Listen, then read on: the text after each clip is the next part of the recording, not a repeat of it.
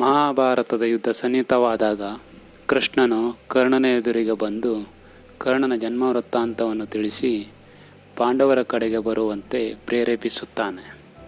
ಆಗ ಕರ್ಣನು ಒಪ್ಪದ ಕಾರಣ ಶ್ರೀಕೃಷ್ಣನು ಮರಳಿ ಹಿಂದಿರುಗುತ್ತಾನೆ.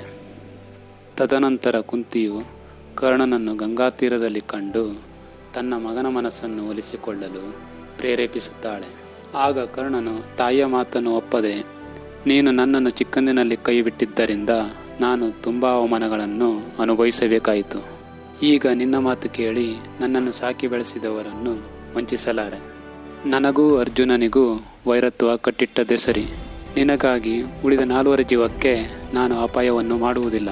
ಅದರಲ್ಲೂ ಶ್ರೀಕೃಷ್ಣ ನಿಮ್ಮ ಪಕ್ಷ ವಹಿಸುವುದರಿಂದ ನಿಮಗೆ ಯಾವ ಭಯವಿಲ್ಲವೆಂದು ತಾಯಿಯನ್ನು ಸಮಾಧಾನಪಡಿಸಿ ಕಳಿಸಿಕೊಡುತ್ತಾನೆ. ಯುದ್ಧ ನಿಶ್ಚಯವಾದ ಬಳಿಕ ಭೀಷ್ಮರು ಸೈನ್ಯದ ಮುಂದಾಳತ್ವವನ್ನು ವಹಿಸಿಕೊಡುತ್ತಾರೆ.